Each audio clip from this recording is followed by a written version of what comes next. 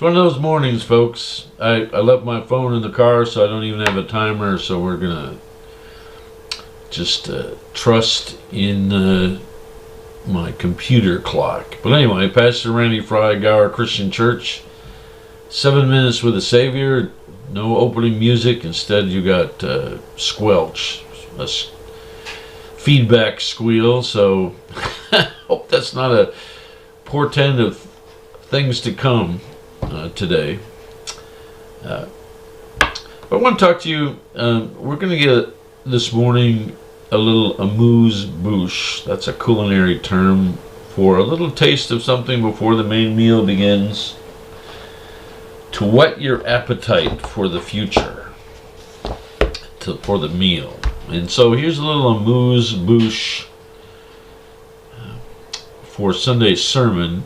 I'm continuing the sermon series on living at the pace of grace, and it's really based on a book we're studying in Sunday school called An Unhurried Life by Alan Fadden. And this Sunday we're going to tackle the concept of Sabbath or rest. Sabbath, Jesus kept coming up against the Pharisees' criticism that he wasn't practicing Sabbath. He would heal on the Sabbath. The story we're going to hear is from Mark chapter 2 about his disciples were hungry on the Sabbath, and they harvested they plucked some grain off the heads of wheat or some other grain to munch on because they were hungry. And the Pharisees confronted Jesus about the disciples harvesting grain on the Sabbath.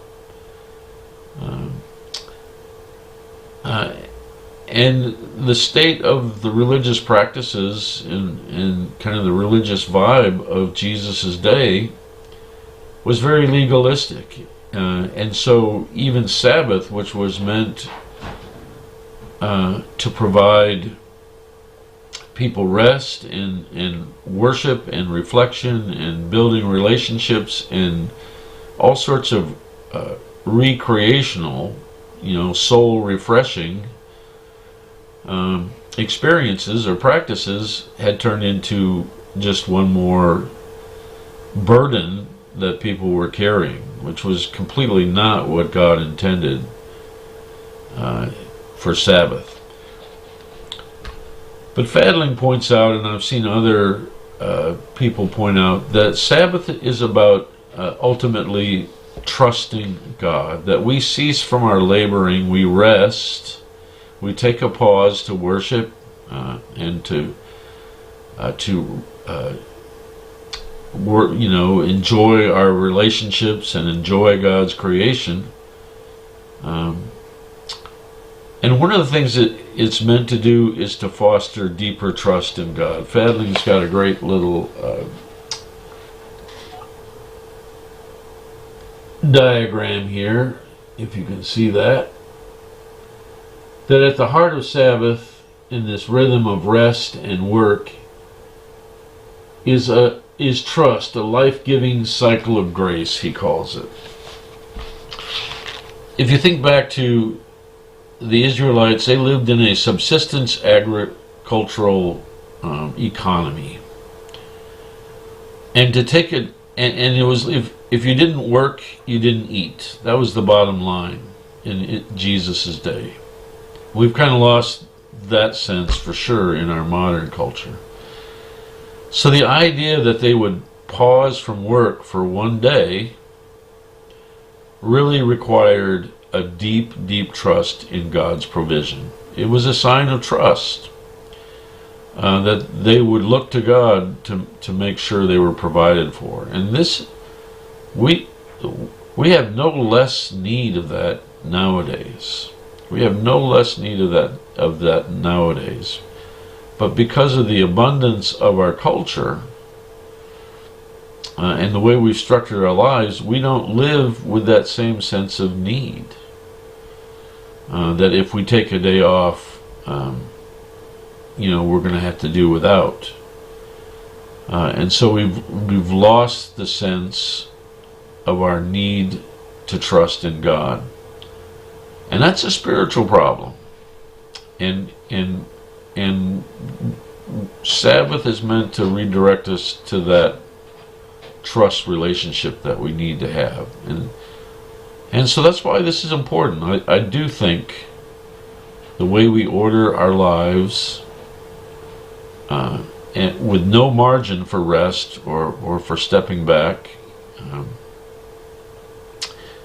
is a major hindrance to developing strong discipleship. And that's why I've been spending some time talking about that. Prayer concerns, we just continue to be praying for some people. Evelyn Livingston, who's at the Gower Convalescent Center, having some major health issues. This is Linda Spaeth's mother. Luann Wymore, now also at the Gower Convalescent Center, rehabbing after some serious health issues herself. Jim Current experienced 2 major surgeries last week and is 2 days of surgery really for the same thing, and is recovering at KU Medical Center with all, with good fortune. He'll be discharged today to a skilled nursing facility for another few weeks of intense physical and occupational therapy. So please remember Jim Current also in your prayers. Coming up this weekend at Gower Christian, worship at 10:30 Sunday morning. Catch it in person. Please come to worship. If you are not able to attend, we will be streaming it live as always on our YouTube channel and Facebook page. Before that is Sunday school at 9:15. Last day for my class on An Unhurried Life. And then we have coffee. We have coffee and fellowship time before worship. Sunday afternoon at 3:30, weather permitting, and that's a big if right now, is a 3-game mushball tournament with a couple of other local congregations. I think you can still play. We probably have room for you if you're interested. Starting at 3:30 at the softball and baseball field at Heritage Park here in Gower. And then for youth and families, youth, children, and families, is our back-to-school pool party, again, weather permitting, from 8 to 10 at the Gower Swim Club. So parents, kids, whoever, friends, invite friends, come on over for the swim party Sunday night, starting at 8 o'clock at the Gower Swim Club. That does it for me. Thanks for watching. Until we meet again online or in person, I bid you peace.